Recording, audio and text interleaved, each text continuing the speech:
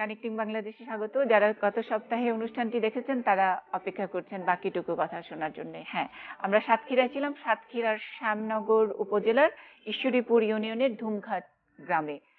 সঙ্গে অল্পনা রানী মিস্ত্রি আছেন, তিনি জয়িতা পুরস্কার পেয়েছেন, বাড়ির আঙিনায় সবজি চাষ করেন। তার সঙ্গে যারা আছেন মায়েরা, তারাও তাদের সকলেরই অভিজ্ঞতা। আইলার পরে তাদের যেই সমস্যাগুলো হচ্ছে, আমরা জানি লবণাক্ততায় একেবারে ওখানকার পুকুর নদী সব নষ্ট হয়ে গেছে, তারপরেও তারা সার্ভাইভ করছেন। তাদের জীবন জয়ের গল্প শুনি, তার পাশাপাশি বাড়তি আয়টুকু কিভাবে করেন, বাড়তি পরিশ্রমটুকু কিভাবে করেন।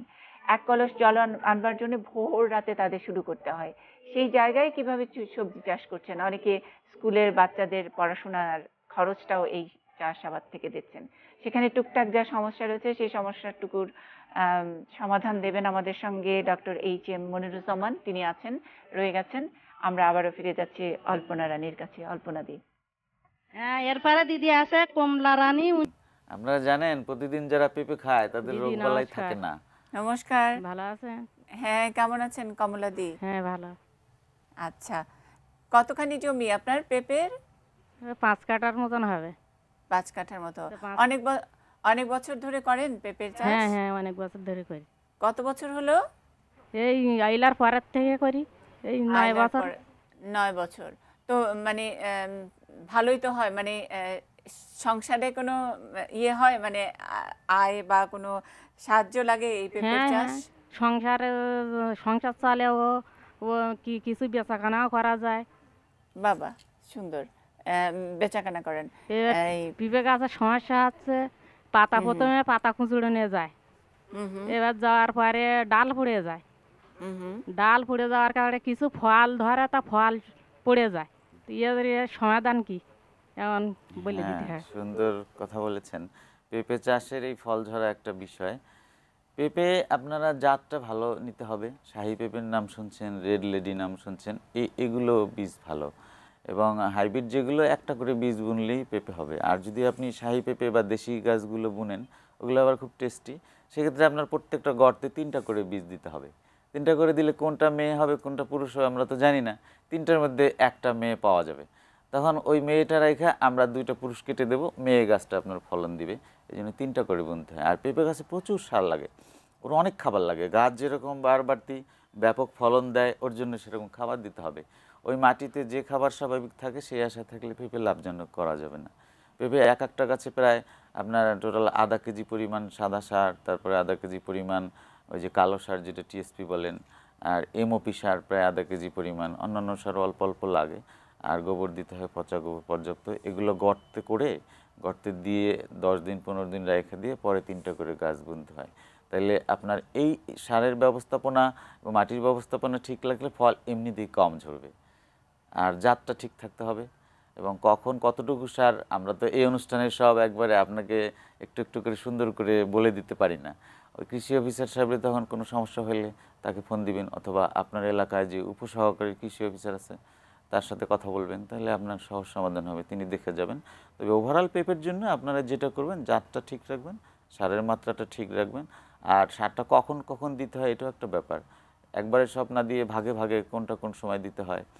আর আগাছা পরিষ্কারের একটা ব্যাপার তো আছে। পেঁপে গাছ কিন্তু পানি একেবারেই সহ্য করতে পারে না, সাবধান। আর পেঁপে গাছ লবণাক্ত অঞ্চলে পেঁপে অতটা ভালো হয় না, কিন্তু আপনারা পুকুর পাড়ে তো যেখানে পানি উঠে না, লবণাক্ত পানি আসে না, সেখানে উঁচু জায়গাগুলোতে গর্ত করে যদি পেঁপে চাষ করেন, তাহলে কিন্তু পেঁপে ভালো লাভজনক। আমি যেভাবে সারের কথা বললাম সেটা আপনার এলাকায় কম বেশি হতেও পারে, তবে নিয়ম মতো সার দিয়ে এবং সঠিক দূরত্বে পেঁপে গাছ ঠিক মতো করলে অনেক লাভজনক। পেঁপে অনেক লাভজনক। আপনি 5 টাকা কেজিও যদি কাঁচা পেঁপে বিক্রি করেন তাও লাভজনক। আর পাকা পেঁপে তো অনেক দাম, প্রতি কেজি পেঁপের দাম 100 টাকার মতো। আর যে উপকার পেঁপের, চমৎকার জিনিস। আপনারা পেঁপে নিয়মকানুন মতো চাষ করবেন, তাহলে লাভবান হবেন, পুষ্টির চাহিদাও মিটবে। আচ্ছা, ঠিক আছে। আর কোনো প্রশ্ন? না, আর কোনো প্রশ্ন। দিদি ভালো থাকেন। আচ্ছা, আপনারা ভালো থাকবেন সবাই। আচ্ছা, তারপরে কি আছে দিদি? হুম, এরপরে আছে বিরতি রানী, উনি নারকেলের কথা বলবার কি। দিদি ভালো আছেন? হ্যাঁ, ভালো আছি। আপনি কেমন আছেন? ভালো আছি, নমস্কার। নমস্কার। কতগুলো নারকেল গাছ? দিদি আছে প্রায় এরকম 20টার মতন আছে। আচ্ছা, ওই এলাকায় তো নারকেল ভালো হয় নাকি? ভালো হয় তো দেখা যাচ্ছে গাছে আপনার কাঁদি পড়ে, 4-5টা কাঁদি পড়ে, পড়ার পরে দেখা যায় সে কাঁদিতে 50টার মতন ছোট মুচি দাঁড়ায়। দাঁড়ানোর পরে যে আদমাজিরে বানা হয় তখন সেগুলো শুকিয়ে পড়ে যায়। আচ্ছা, 50টার মতন দাঁড়ায়, তারপরে দেখা যাচ্ছে যে আদমাজিরে বানা হয় ডাবগুলো হুম হুম যাওয়ার পরে সেগুলো শুকিয়ে পড়ে যায়। দেখা যাচ্ছে যে একটা কাঁদিতে আপনার 15টার মতন নারকেল থাকার কথা, সেখানে হয়তো 4টে কি 5টা থাকে। আচ্ছা। নারিকেল গাছে বর্তমানে সবচেয়ে সমস্যা যেটা হচ্ছে, আপনারা যে মাইট, আপনারা মাকড়, বাংলায় বলেন মাকড়, ছোট ছোট মাকড়, চোখে দেখা যায় না, ওগুলো ওই এমনি মাকড়সার মতো না, ওগুলো আপনার নারিকেলের চামড়া যখন বসে, ওরা ওই খেয়ে খেয়ে চামড়াটা দেখবেন ওই যে কেমন বৃদ্ধ নারিকেলের মতো, মানে বয়স্ক নারিকেল যেরকম, শুকনা নারিকেল যেরকম হয়, ওরকম একটা চেহারা হয়ে যায়। নারিকেল গাছেরও সুন্দর পরিচর্যা আছে, এটা করলে এগুলো থেকে মুক্ত হওয়া যায়। যেমন আমরা যদি ওষুধের কথা বলি, ভার্টিমেক নামে একটা ওষুধ আছে, এটা ওই স্প্রে করলে, এই যে আমাদের এই যে স্প্রে তো ছোট স্প্রেয়ার দিয়ে গাছে উঠে দিতে হয়, কিন্তু আর একটা স্প্রেয়ার আছে আপনার, যেটা ওই পা নিচে থেকেই আপনি দিলে ওই গাছে, এটা কৃষি অফিসাররা জানে, ওনাদের থেকে অফিসে থাকে একটা মেশিন, আপনারা অফিসে স্বাক্ষর করে নিয়ে আসলেন, এলাকার সবাই স্প্রে করে একটা দায়িত্ব নিয়ে আবার মেশিনটা দিয়ে আসলেন, সেক্ষেত্রে আপনাদের ওই নারিকেলগুলো মাইট মুক্ত হলো। আর নারিকেল গাছে সার দেওয়ার বিধানগুলো জেনে নেবেন। আপনার লবণাক্ত এলাকায় তো নারিকেল হয়, অন্য ফসল তো তেমন হয় না, সেক্ষেত্রে নারিকেলের দিকে আপনাদের একটু ওই নজর এলাকায় তো, দিতে হবে। ওই এলাকায় নারকেলটা তো হ্যাঁ, ভালো হয়। বর্ষার আগে একবার এবং বর্ষার পরে একবার যদি যথানিয়মে আপনার নারিকেল গাছে সার দেন, সাধারণত যেটা লাগে, আপনার একটা নারিকেল গাছে 2 হাত পরের অংশে মাটিতে মিশিয়ে দিতে হয়। আপনার মাঝারি মানের একটা নারিকেল গাছে আপনার 1 কেজির মতো দিতে হয় ইউরিয়া সার, সাদা সার, আর টিএসপি দিতে হয় প্রায় 1 কেজির মতো, আর এমওপি সার যেটা লাল সার, ওইটাও 1 কেজির মতো। এই 3টা মিশিয়ে দিলে, আর ধরেন 20-25 কেজি পচা গোবর যদি আপনি দিতে পারেন 2 হাত দূরে মাটির সাথে মিশিয়ে, বর্ষার আগে একবার আর পরে একবার, এতে আপনার যা খরচ হবে তার 8-10 গুণ বেশি নারিকেল আপনি এমনিতেই পাবেন, আর নারিকেলে এমনিতেই আপনার বাড়তি ভালো হবে। আর ওই যে মাইটের জন্য যেটা বললাম, ভার্টিমেক নামক ওষুধ, অথবা বাজারে আরও আপনার ওইরকম মাইটিসাইড পাওয়া যায়, কৃষি অফিসারদের সাথে আলাপ করলে যেখানে যে অঞ্চলে যেটা বেশি পাওয়া যায়, সহজে পাওয়া যায়, সেটা লিখে দিবে, আপনি স্প্রে করে দিবেন, তাহলে নারিকেল চাষে আপনি লাভবান হতে পারবেন। নারিকেল চাষ আসলেই লাভজনক একটা ফসল। আচ্ছা, আর ঠিক এখন আছে। তো আপনার বড় নারিকেল গাছ না, এখন তো ছোট নারিকেল গাছ চলে আসছে। আপনারা হয়তো শুনে থাকবেন যে ভিয়েতনামি নারিকেল গাছ, যে 2.5 বছরের নারিকেল ধরে, ছোট্ট, এই যে ছোট বাচ্চারাও নারিকেল পাড়তে পারবে, সেই গাছগুলো লাগান। সেগুলো হর্টিকালচার সেন্টারের থেকে অথবা ভালো নার্সারি থেকে কিনে, একটু দাম বেশি, কিনে ওই নারিকেল গাছগুলো লাগান। 2 বছর 2.5 বছরের ওগুলা মধ্যে যখন কিরকম ফলন দাম? আসবে, মানে এক একটা ওগুলা 500 টাকা করে বা এক আপনার একটা- পাওয়া যায় এক এক একটা একটা চারা। গাছ। আর কিন্তু এটা ওটা ওনাদের- সুবিধা আছে, হাইব্রিড না কিন্তু, ওটা আপনি নারিকেল যখন ধরবে, ওই নারিকেল নিয়ে আবার সবাই আপনারা চাষাবাদ করতে পারবেন। ওই অঞ্চলে নারিকেলটা আপনারা একটু জোর দিলে লাভবান হবেন, কারণ লবণ ওর সমস্যা না, ও লবণের মধ্যে টিকে থাকে, ও ফলন দেয়। আর দিদি আরেকটা কথা, যে ওই ইঁদুরি তো ফল কেটে দেয় প্রচুর, তা কি করা যাবে? ইঁদুর কি করে? ইঁদুর ইঁদুরি সমস্যা। তো গাছ উঠে দেখাচ্ছে, যতদিন ডাব থাকে ততদিন তো ক্ষতি করে। নারিকেলের ইঁদুর ধরে ডাবে নারিকেল গাছে? ডাবে ক্ষতি করে বেশি। হ্যাঁ হ্যাঁ হ্যাঁ। গাছের ক্ষতি তাই করে। সেক্ষেত্রে একটা সহজ বুদ্ধি আছে, টিন যদি আশেপাশে থাকে, গাছের সাথে যদি একটু টিন আটকে দেন, তাহলে ওই ওই যে মসৃণ টিনের উপর দিয়ে উঠতে পারে না। আর আপনার ইঁদুরের যে ওষুধগুলো আছে, ওরা খুব চালাক। আপনি ওই নারিকেল গাছে যদি ইঁদুরের ওষুধ দেন, ওই যে গমের ওষুধ পাওয়া যায় বাজারে, গম মাখানো ওষুধ, ও কিন্তু প্রথমে খাবে না। 2 দিন আপনি ভালো গম ভাজা দিয়ে রাখবেন, তারপরে ওগুলো ফালায়া দিয়ে আবার ওই ওষুধযুক্ত গম 2 দিন পরে যখন দিবেন, তারা ঠিকই খাবে এবং মরে যাবে। হ্যাঁ, ওরা খুব চালাক। কোনো ইঁদুরের খাবার- সাথে চালাকি করতে হবে। হ্যাঁ, হ্যাঁ, ওরা- প্রথমে ভালো গম দিয়ে রাখবেন, হ্যাঁ, তারপরে খেয়ে তারপরে পরে ওই যে পরে ওষুধওয়ালা গম বাজারে পাওয়া যায়, ওটারে জিঙ্ক ফসফেট বলে, আপনারা তো চিনবেন না, ওই যে হ্যাঁ, গম বোধহয় চেনে, ইঁদুরের ওটা গম চেনে না? হ্যাঁ, ইঁদুরের গম, ল্যানিরেট তো মনে থাকবে, ল্যানিরেট, রেট মানে ইঁদুর, ল্যানিরেট, ওইটা এনে আপনারা যদি ওই ওই গম, ওষুধওয়ালা গম ওইভাবে দেন, তাহলে ওরা ইয়ে হয়ে যাবে। দিদি আর তাহলে ভালো পরিষ্কার থাকেন। পরিচ্ছন্ন চাষাবাদ আচ্ছা, আপনি করলে ভালো এমনিতেই থাকেন। ইঁদুর কম হ্যাঁ, থাকে। ভালো থাকেন। আপনি ভালো থাকেন বিরতি দি। আচ্ছা, এরপরে খাদিজা বেগম উনি কচুরমুখির কথা বলবে। বাহ বাহ বাহ বাহ। জৈব খাদিজা আপা। পদ্ধতিতে কিভাবে চাষ করা যায় এবং তার সমাধান কি বাহ বাবা, এই নিয়ে খাদিজা কথা বেগম। হুম। হুম। জৈব পদ্ধতি চাষাবাদ মানে আমরা ওষুধ দেবো না, ওষুধ খাবো না, সুস্থ থাকবো, চমৎকার জিনিস। হ্যাঁ, হ্যাঁ, বলেন। ওয়ালাইকুম সালাম, খাদিজা আপা কেমন আছেন? ভালো, আপনি আছেন ভালো? হ্যাঁ, এই কচুরমুখী কতদিন ধরে করেন? তা 10-12 বছর করি। বাবা, পুরস্কার পাইছেন নাকি? না, পুরস্কার পান না এখনো, পেয়ে যাবেন। পুরস্কারের ভাগ্যে কি আমাকে আছে না, তারা পাবো। অবশ্যই পাবেন। কি বলেন, কি সুন্দর। ওই এলাকায় এমনিতেই লবণাক্ততা, মাটির অসুবিধা, পানি আনতে হয়, সেই সব জায়গায় এত সুন্দর চাষাবাদ করেন আপনারা। আপনারা পুরস্কার, আপনার তো এমনিই পুরস্কার। মানে এটা আমাদের জন্য আজকে পুরস্কার হয়েছে যে আপনাদের সাথে আমরা কথা বলছি। এটা আমাদের জন্য একটা বড় হ্যাঁ। একটা কি বলবো, সম্মান। আমরা পুরস্কার সম্মান। পেলাম যেন আর কি। খাদিজা আপা, আমার সমস্যা বলেন। একটা সৌভাগ্য আপনার সাথে কথা বলতেছি। এই ও বাবা, অবশ্যই একটা দোয়া রাখবেন। সৌভাগ্য। হুম। খাদিজা আপা, আমরা শুনি একটু কচুরমুখীর কি সমস্যা? ওই যে কসুরমুখী রুই, রুইলি ওই যে সময় কসুরমুখীর ফুল আসার মতো না, সেই সময় কচু গাছে কি একটা ছোট ছোট গুঁড়ো পোকা লাগে। লাগে ওই কচু গাছের রস খাই ফেলায় ফেলি, কচু গাছ শুকিয়ে যায়। সেই সময় গোড়ায় মুখিও হয় না, ফুলও হয় না। হ্যাঁ, সুন্দর। ওই যে আপনার, আমরা তো ওষুধ দেওয়ার কথা না বলি, কিন্তু কচুরমুখী আপনার যদি পাতায় ওষুধ দেন আর মুখী থাকে আপনার নিচে, সেটার অতটা বেশি ক্ষতিকারক না। এই জন্য কচুর ওরকম রোগবালাই দেখলে আপনারা ঔষধ দিতে পারেন। তো ঔষধ ওই যে আপনার বাজারে অনেকগুলো ওষুধ পাওয়া যায়, তার মধ্যে এই তো ওই ছত্রাকনাশক। মৃত্তিকা বিষ স্প্রে করি, তাও মানায় না। হ্যাঁ, এখন হয় কি, ওষুধ আপনি একটা দিলেন, এক সপ্তাহ পর অন্য একটা ওষুধ দিতে হয়। পরিবর্তন করে দিলে ওই জীবাণুগুলো তখন তাড়াতাড়ি মরে। এই জন্য আপনার কচুরমুখীতে কি প্রবলেম হয়েছে আমি ঠিক বলতে পারছি না, তবে দাগ দাগ যদি থাকে, যে কোনো ধরনের দাগ, এটা ছত্রাকেরই হয়েছে। সেক্ষেত্রে আপনার একটা ছত্রাকনাশক, যেমন এই সময়ে সবচেয়ে ভালো কাজ করছে এমিস্টার টপ নামে একটা ছত্রাকনাশক আছে। এটা যদি এই সপ্তাহে দিলেন, পরের সপ্তাহে আপনি এবার অন্য একটা ভালো ছত্রাকনাশক যেমন দিতে পারেন রিডোমিল গোল্ড। এইরকম কৃষি অফিসারের সাথে আলাপ করে এইভাবে আপনারা পরামর্শ নিয়ে সঠিক মাত্রায় ওষুধ দিবেন। আর মুখী কচু তো খুব ভালো ফসল, এটা ভাতের পরিবর্তেও খাওয়া যায়, জানেন? এটাতে অনেক ক্যালোরি থাকে। মানুষের এই যে ক্ষুধা লাগলে এক প্লেট ভাত না খেয়ে এক তা প্লেট সে মুখী কচু খেলে তার সেই উপকার হবে। কচুরমুখী এমনি কচু গাছ তো সব তরকারি অনেক রকম, কচু শেকড় পর্যন্ত খাওয়া যায়। কচু নিয়ে আর কোনো প্রশ্ন আছে নাকি খাদিজা আপা? না, আর কোনো প্রশ্ন নাই, বুঝছেন তো না? হ্যাঁ, ভালো থাকেন। আচ্ছা আচ্ছা, অনেক ভালো থাকবেন। দিদি হ্যাঁ। এরপরে আছে সবুরা খাতুম, উনি হ্যাঁ। পুঁই শাকের চাষ করে। বাবা, এখন সফুরা কিভাবে খাতুন। লাভবান হবে সেটা দিদির কাছে জানবে এখন। সফুরা খাতুন, আমাকে একটু ট্রেনিং করাইতে পারেন?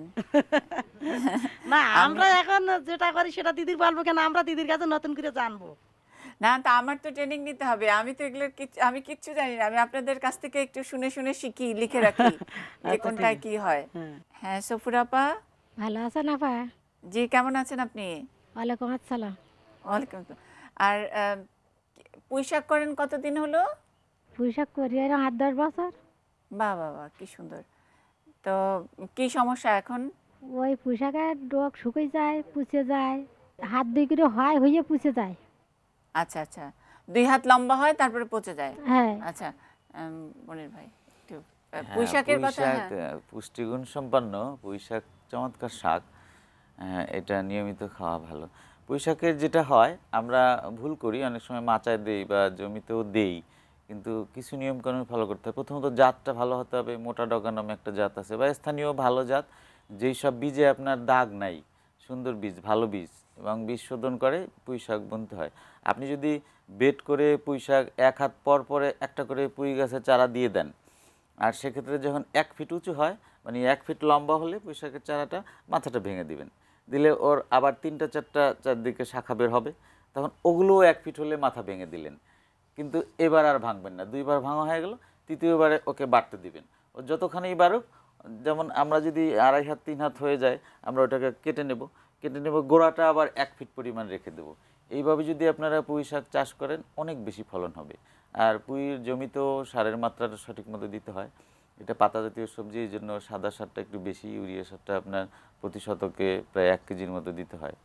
আর আপনার টিএসপি সারটা 800 গ্রাম, আর 700-800 গ্রাম আবার ওই যে এমওপি লাল সারটা, এটা দিয়ে আপনারা জমিতে যদি ঠিকমতো পুঁই শাক আমি যেভাবে বললাম এভাবে করেন, তাহলে এই রোগবালাইগুলো হবে না। তারপরে যে হয়েই যায়, সেক্ষেত্রে যেহেতু বসত বাড়িতে চাষ, যখন একটা পাতা আমি একটু দুর্বল দেখব, একটা পাতায় একটু দাগ দেখব, আমি সেটা ছিঁড়ে ফেললাম, তাহলে তার আমার ওষুধ দেওয়া লাগলো না। আর পুঁইয়ের পাতাটা এমন, আপনাকে আজকে পুঁই গাছ পাতা থেকে আপনি শাক কেটে নিয়ে আসলেন, 2 দিন পরে আবার কাটা যাচ্ছে, তাহলে আজকে যদি আমি ওষুধ দিই 2 দিন পর তো আমার সেই ওষুধ খাওয়া লাগবে। কাজেই পুঁই গাছে ওষুধটা খুব সাবধান, ওষুধ দেওয়াই যাবে না। সেক্ষেত্রে বুদ্ধি কৌশল করে একটু ওই পাতাগুলো ছিঁড়ে ফেলতে হবে। আর ভালো বীজ ব্যবহার করলে তো এমনিই ওই সব রোগবালাই হবে না। আর পুঁই গাছে তো তেমন পোকা টোকা কিছুই নেই, চমৎকার একটা ফসল, কোনো পোকা নেই, সাধারণত কোনো পোকা থাকে না। একটু দাগ দাগ হয়, রোগ হয়, ওটা আপনি ওই পাতা কাটা আগে আগে ছিঁড়ে দিলে আর ওই সারের ব্যবস্থাপনা ঠিক থাকলে সেক্ষেত্রে পুঁইয়ে আপনারা লাভবান হবেন। পুঁইও অনেক ফলন, পুঁই তো 5 টাকা কেজি বেচলে অনেক লাভ থাকে। অথচ দেখেন বর্ষাকালে যখন পুঁই শাক আসে, অন্যান্য সবজি থাকে না, তখন তো পুঁই শাক অনেক দামে বিক্রি করা তখন যায়, অনেক দাম বেড়ে অনেক যায়। দাম, এবং খুব ভালো সবজি। বাহ। সফুরাপা, আর কিছু প্রশ্ন আছে? না, ভালো থাকে না পা। আচ্ছা, ভালো থাকেন। হ্যাঁ দিদি, তারপর কি? হ্যাঁ, এখানে তো ভালো লাগতেছে, কারণ আমরা তো কৃষি শিক্ষা এখান থেকে এখন পাচ্ছি। শুক্রবারে তো এখানে কিন্তু আর যাই বলেন, এই আগামী শুক্রবার আপনার বাড়িতে ট্রেনিং, ওই কৃষি অফিসারকে আপনি ফোন করবেন, ফোন করে নিয়ে আসবেন এবং চা মুড়ি খাওয়াবেন সবাইকে, হাতে কলমে যেন একটু ট্রেনিং হয়। আচ্ছা, ঠিক আছে? হ্যাঁ, ঠিক আছে। আমি এই যে এই অনুষ্ঠানের মাধ্যমে বলে দিচ্ছি যে আগামী শুক্রবার হ্যাঁ, দিদির বাসায় হ্যাঁ। এখানেই ট্রেনিং হবে, সাতক্ষীরা। বাড়ির ঠিকানাটা বলেন, আমি আরো একবার বলি, যে যারা নাকি কৃষি করেন, বিশেষ করে মায়েরা বাড়ির আঙিনায় যারা কৃষি করেন, তাদের অনেক প্রশ্ন থাকে। সেটা অল্পনা রানী মিস্ত্রি, তিনি পুরস্কার পেয়েছেন, জাতীয় জয়িতা পুরস্কার পেয়েছেন। তো উনি যোগাযোগ করবেন আমাদের সকলের পক্ষ থেকে, উনি যোগাযোগ করবেন এবং ওখানে এখন যেরকম কথা বলছি, ওনার বাড়িতে ওই আঙিনায় বসে 2 ঘন্টা কৃষি অফিসার কথা বলবেন, যাতে নাকি একটু জানি বুঝি আমরা, তাই না? ঠিক আছে? হ্যাঁ, হ্যাঁ দিদি, ঠিক আমি আছে। বলে দিলাম, কিন্তু টিভিতে বলে দিলাম। আচ্ছা, ঠিক আচ্ছা, তারপরে কে? এরপরে আসতেছে বিজলি রানী। উনি তরমুজ করে এবং ধান করে, অন্যান্য সবজি করে। তার পাশে বাবা। তার জলের সমস্যা। বাবা, বিজলি রানী তরমুজ, ধান, সবজি সবই করে। বাবা। বিজলি দি, হ্যালো। নমস্কার। হ্যাঁ, নমস্কার দিদি, ভালো আছেন? হ্যাঁ, ভালো আছি। সবই তো করেন দেখি তো, বড় কৃষক তো আপনি দেখি। হ্যাঁ দিদি, আমার এই গরমের সময় একটু জলের সমস্যা, এই যে খালের জল হচ্ছে কি লবণাক্ত, হ্যাঁ। সেই জল দিয়ে কোনো কিছু লাগানো যায় না, ভালো হয় না। হুম। আমি ধান লাগাই, তরমুজ লাগাই, কিন্তু খুব ভালো পাওয়া যায় না। খালের জলটা এমন একটা সমস্যা যে গরু ছাগলগুলো খাইলে কিন্তু অসুবিধা হয়। গরমের সময়টা বেশি সমস্যা গরমে, কিন্তু আমাদের বর্ষার সময় কোনো সমস্যা নেই। বর্ষায় সমস্যা নাই। না, গরমের সময় মানে কয় মাস? ধরেন তা 6 মাস। 6 মাসের মতো। তো তখনও তো আপনারা কৃষিটা করেন, তাই না? হ্যাঁ, তখনও তো চাষবাসটা করেন। হ্যাঁ। তো তখন জলটা কোত্থেকে আনেন?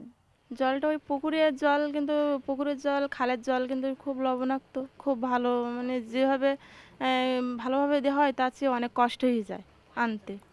কষ্ট হয়ে যায়। আর আচ্ছা, বর্ষার সময় আবার ঠিক আছে। হ্যাঁ, বর্ষার সময় ঠিক আছে। আর খাওয়ার জলে তো প্রচন্ড কষ্ট, অনেক দূর হ্যাঁ, থেকে আনতে হয়। এটা আমি জানি দিদি, আমি আপনাদের এলাকায় গেছি, অনেকবার করে গেছি, এবং এই খাওয়ার জলের নিয়েই অনেক রিপোর্ট করছি, কিছু হয় না। এটা একটা বড় সমস্যা, অনেক বড় এলাকা, কিভাবে এই লবণাক্ততা থেকে দূর হবে আমি জানি না। অনেক অসম্ভব বাংলাদেশে সম্ভব হয়। আইলার পর থেকে কেন এই বিষয়টা আরেকটু গুরুত্ব দিয়ে হলো না, দেশ বিদেশের মানুষের অবশ্যই এটা জানা উচিত যে এই একটি এলাকার মানুষ এরকম মানবেতর জীবন পালন করছে। আমাদের খুবই জলের সমস্যা, এই জলের মতো কষ্ট খাওয়ার আর নেই। জলের সমস্যা। হ্যাঁ, আমরা আপনাদের এলাকায় একবার গেলাম ওই আইলার পর 3-4 বছর পরে, এবং এই খাবার জলের সমস্যাটা যে এত গভীর সমস্যা, এটা আমরা দূর থেকে ওই পেপার পত্রিকায় পড়ি, কিন্তু অতটা গভীরতা আমি অতটা বুঝি নাই। কিন্তু আমি যখন যাচ্ছি তখন নৌকায় একজনের সঙ্গে একজন মায়ের সঙ্গে কথা হলো, জাস্ট পরিচয় হলো। তারপর উনি আমাকে খুব সুন্দর করে, মানে ওনাকে আমার খুব ভালো লেগেছে, আমাকেও হয়তো ওনার ভালো লেগেছে। উনি তারপরে নৌকা থেকে নামার সময় বলল যে আমার বাপের বাড়ি এদিকে, ঠিকানা দিচ্ছে, আপনি এসেন, আপনাকে আমি ভালো মিষ্টি পানির জল খাওয়াবো, মিষ্টি পানি খাওয়াবো। তো কি ভালো, মানে ওইটাই হলো তার শরবত, মিষ্টি পানিটা দিয়ে আপ্যায়ন করবে। এইটা একটা দারুণ, এটা এটা একটা গভীর ব্যাপার। এটা আমরা যারা এই এই প্রান্তে আছি অপচয় করি, ফেলে দেই, নষ্ট করি, জলটাকে নষ্ট করি নানান ওষুধ টষুধ দিয়ে, আমরা বুঝতেই পারছি না মিষ্টি জলের এই মাহাত্ম্যটা। যাই হোক দিদি, তারপরে আপনাদেরকে শ্রদ্ধা, কি বলবো, এই সংগ্রাম করে বেঁচে আছেন এবং কিছু অর্থনীতিতে অবদান রাখছেন, কৃষি করছেন এবং আমাদের জন্য এইদিকে যাদের দরকার তাদের জন্য পাঠাচ্ছেন। অসাধারণ। এখন ওই খালের এই লবণাক্ততার বিষয়টা নিয়ে কি মনিরুজ্জামান ভাই কিছু কি বলবেন? এটা তো আর কৃষির কোনো লবণাক্ততা, এটা মানে লবণ সহিষ্ণু কোনো কিছু পাওয়া যায় কিনা ওখানে? ওখানে ব্যাপক লবণ। সেক্ষেত্রে লবণ পানি থেকে নিজেদেরকে কিছুটা মানে বাঁচানোর জন্য উপায় যেটা, সেটা হলো পুকুর খননের পাড়গুলো যদি একটু উঁচু থাকে, উঁচু পাড় থাকলে যখন লবণ পানি ঢুকতে পারে না, সেক্ষেত্রে বৃষ্টির পানিটা কিন্তু একটা ভালো ওনারা সমাধান। করেন বোধহয়, এটা আছে, ওইখান রেন থেকেই ওয়াটার হারভেস্টিংটা আপনারা করেন না? বাড়িতে বাড়িতে বৃষ্টির জল ধরে রাখার উঁচু ব্যবস্থা আছে পাড়ওয়ালা না? যে হ্যাঁ, পুকুরগুলো, বৃষ্টির জল ধরে রাখি, অনেক ড্রাম ট্রাম আছে তো এখানে রেখে রেখে অন্তত 3-4 মাস হয়, বেশি দিন তো হয় না। বেশি দিন হয় না, হ্যাঁ সেটাই। বৃষ্টি তো আর সারা বছর থাকে না। তবে থাকে বড় না। পুকুর যাদের আছে উঁচু পাড়ওয়ালা, তাদের ওই যে বৃষ্টির পানিতে পুকুর ভরে থাকলে ওই পানিটা বিভিন্ন কাজে ব্যবহার করতে ওই পারে। জলও এখন লবণাক্ত, মানে কোনো হ্যাঁ, আর জমিতে কিছু কম লবণ যেখানে আছে সেখানে কিছু কিছু ফসল আছে, যেমন তরমুজ, এটা লবণাক্ততা সহ্য করতে পারে। তারপরে আপনার ভুট্টা, সূর্যমুখী, সেই সব ফসল যদি করা যায়, তাও ওগুলো অতটা না, এক এক রকম লবণাক্ততা সহ্য করতে পারে। যেমন আমরা যেটা ডিএস হিসাবে মাপি, 8 ডিএস এর উপরে উঠলে সেটাতে ফসল করা আসলে কঠিন। 8-এর নিচে থাকলে এই জাতীয় ফসলগুলো করে কিছুটা লাভজনক হওয়া যায়। শাকসবজি যেমন এই পুঁই শাকটা কিন্তু লবণাক্তটা ভালোই সহ্য করতে পারে, আর উঁচু যেগুলো নারিকেল গাছ দিলে সহ্য করতে পারে, এটা করতে পারেন। ঠিক আছে দিদি, ভালো থাকেন। আমরা শেষ করব। ভালো থাকেন, নমস্কার। দিদি এখন কে কথা বলবেন? এখন বেগম পারভিন কথা বলবেন দিদি। বেগম পারভিন। বাবা, পারভিন আপা, আসসালামু আলাইকুম। ওয়ালাইকুম আসসালাম। কেমন আছেন আপনি? ভালো আছি, আপনিও কেমন আছেন? আমি ভালো আছি। কি কি সবজি আপনার, মানে কি চাষাবাদ করেন? সব রকম সবজি লাগাই। বাহ বাহ বাহ। কতদিন ধরে? 10-12 বছর। বাহ। এখন কি সমস্যা নিয়ে আমরা শুনবো? সমস্যা আমাদের লবণ পানির জন্য আমরা ভালো গরু বাছুর ছেলে মেয়ে হাঁস মুরগি নিয়ে আমরা ভালো একটা চলতে পারতেছি না। হুম এই লবণ পানির হাতে আমরা বাঁচতে চাই। হুম। আমার অনেক অসহায় লাগে। হ্যাঁ, খুব আমার একটা অনেক অসহায় আমরা আমার অনেক অসহায় লাগে যখন নাকি আপনারা এরকম করে বলেন। আমি তো আসলে ফিল্ডেও যাই, আপনাদের ওখানেও যাই, কাছাকাছি গিয়ে কথা বলি, আপনাদের সঙ্গে গিয়ে বসে কথা বলি। যতটুকু মানে আপনারা বলেন আমরা ততটুকুই তুলে ধরার চেষ্টা করি, কিন্তু সেটার তো আসলে কোনো সমাধান হয় না। কিন্তু যখন নিজেরাই বসে ভাবি যে আমরা কত কিছু অপচয় করি, নষ্ট করি, কত কিছু হচ্ছে, কিন্তু এই অঞ্চলের মানুষগুলোর এই বিশেষ করে মায়েদের যে কষ্টটা বেশি হয়। আপনারা কত দূর ভোর রাতে উঠে আপনারা এক কলসি জলের জন্য যান অনেক দূরে, অনেক দূরে যাওয়া লাগে। অনেক দূরে যাওয়া লাগে, সেই ভোর রাত 3টা থেকে ওনাদের অনেক সময় লাইন। তো এই কষ্ট করে মেয়েরা এই জীবনটা বাঁচাচ্ছেন, তার মধ্যে আবার কৃষিকাজও করেন এবং এই কৃষিকাজটাও ওই টেনে, ওই যে কলস দিয়ে জল টেনে নেই অনেকটা করতে অনেক হয়। দূর থেকে জল গরু আনতে বাছুর হয়। পালা যায় না, আর রোগবালাই তো আছেই, বাচ্চা কাচ্চার অসুখের তো কোনো সীমা পরিসীমা নাই। বাচ্চা কাচ্চার দেখা লবণ পানির কারণে বাচ্চা কাচ্চার সুবিধা অসুবিধা, কেউ জ্বরে ভোগে, কোনো সময় পেট ফাঁপে, বাচ্চা কাচ্চা নিয়ে খুব একটা অশান্তির মধ্যে আছে এই লবণ পানির কারণে। আমরা এই লবণ পানির হাতে বাঁচতে চাই। এখন মানে আপনারা আসলে আরো বেশি করে বলেন, আপনারা বলবেন, আপনাদের বলাটা প্রচার করব, এর বাইরে আমাদের সমাধান, মানে আমি আমার দিক থেকে সমাধানের কিছু নেই। নিশ্চয়ই আমি শুধু আশা করছি, আকাঙ্ক্ষা করছি এই অনুষ্ঠানটি অনেকেই দেখছেন, আমাদের দর্শকরা দেখছেন, তাদের মধ্যে হয়তো কেউ না কেউ আছেন, কেউ হয়তো উদ্যোগ নেবেন, কেউ নীতি নির্ধারকদের কানে পৌঁছাবেন, কারো চোখে পড়লে নিশ্চয়ই বিষয়টি অনেক অনেক বেশি গুরুত্ব পাবে। শুধু এইটুকুই করতে পারি আজকে। আপনারা লবণ পানি নিয়ে যা যা বলবেন দিদি, পারভিন আপা, আপনারা যা বলতে চান বলেন।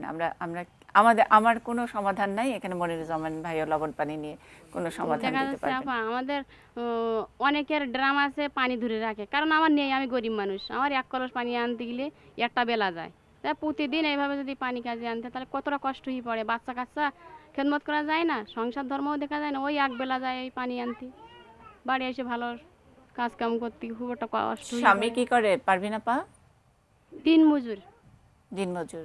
উনিও তো ওই যে ইয়েতে মাঠেই কাজ করে না? হ্যাঁ। আচ্ছা, তো ওই মাঠের কাজের মধ্যেও তো ওইরকম এখন মানে আপনাদের এলাকার যারা মাঠে কাজ করে তাদের আবার ওই পানিও তো আনতে হয় মাঠে হ্যাঁ, পানি দেবার পানি জন্য, আনতে তাই না? আচ্ছা, স্কুলে যায় বাচ্চারা? হ্যাঁ, 2টো মেয়ে স্কুলে যায়। স্কুলে যায়। আচ্ছা, তো এখন চাষাবাদ সংক্রান্ত কোনো সমস্যা? চাষাবাদ নিয়ে কোনো সমস্যা আছে কি? মানে এই যে এই লবণ পানির তো বললেন গরু মানে এই লবণাক্ততাই সমস্যা। হ্যাঁ, চাষ করতে গেলে আমাদের বাড়ির পাশে একটা আইবুড়ো নদী আছে। এই নদীতে আগে মিষ্টি পানি ছিল, আইলার আগে অনেক জমি আমরা হলোকে ফসল ফলাতে পারতাম, কিন্তু সেইটা পারতিস নে, ধান ফান হয় না ভালোটা, সংসারে নদীটার নাম কি? টান দেখা দেয়। নদীটার নাম কি? আইবুড়ি নদী। আইবুড়ি না? আইবুড়ো নদী। আইবুড়ি নদী। বাহ, কি সুন্দর। আইবুড়ো নদী। আইবুড়ো নদীর জলটা এখন লবণাক্ত হয়ে গেছে। নিশ্চয়ই এটা ওয়াটার ডেভেলপমেন্ট বোর্ডের একটা বোর্ডের যদি বিষয়। তারা চেষ্টা করতে পারে। পানি সম্পদ মন্ত্রণালয় ওনারা নিশ্চয়ই দেখবেন। আমি চেষ্টা করব ব্যক্তিগত উদ্যোগেও পানি সম্পদ মন্ত্রীকে এই জিনিসটা একটু জানাতে, আপনাদের আইবুড়ো নদীর সমস্যাটা নিয়ে যদি উনি একটু তাড়াতাড়ি একটু নাড়াচাড়া দেন, হয়তো চেষ্টা করবেন। কিন্তু আমাদের তরফ থেকে, এটি নিউজের তরফ থেকে আমরা একটু জানিয়ে দিব। এই অনুষ্ঠানের মাধ্যমে জানাচ্ছি, আমরা ব্যক্তিগতভাবেও যোগাযোগ করে পানি সম্পদ মন্ত্রণালয়কে, ওয়াটার ডেভেলপমেন্ট বোর্ড, তাদেরকে একটু আরও জোর করে জানাচ্ছি আপনাদের এই কষ্টের কথা। দিদি আর কিছু বলবেন? না, আর কিছু বলার নেই দিদি। অল্পনা দি আর কিছু বলবেন? আমরা শেষ করব। এখন দিদির সাথে তো কথা হলো, অনেক দিদিরা কষ্ট দেওয়া হলো, কিন্তু আমাদের বাসায় এলে আমি খুব খুশি হতাম। আচ্ছা, দিদি বাসায় আমাদের বসে- এই ধুমঘাটের কাদা আমাদের মতন পায়ে মেঘে যদি আমার এই বাসায় আসতো তবে আমি খুশি হতাম। আমি ওখানে গেছি, ওই যে কাদা পায়ে মেখে গেছি, অনেক কাদা, একদম একটা পা দিলে মানে অনেকখানি ডুবে যায়, তারপরে আবার তুলে হাঁটাটা অনেক কঠিন, কাদায় হাঁটাটা অনেক কঠিন। কিন্তু আমি ছিলাম, এই বর্ষার সময় ছিলাম আপনাদের ওই এলাকায়।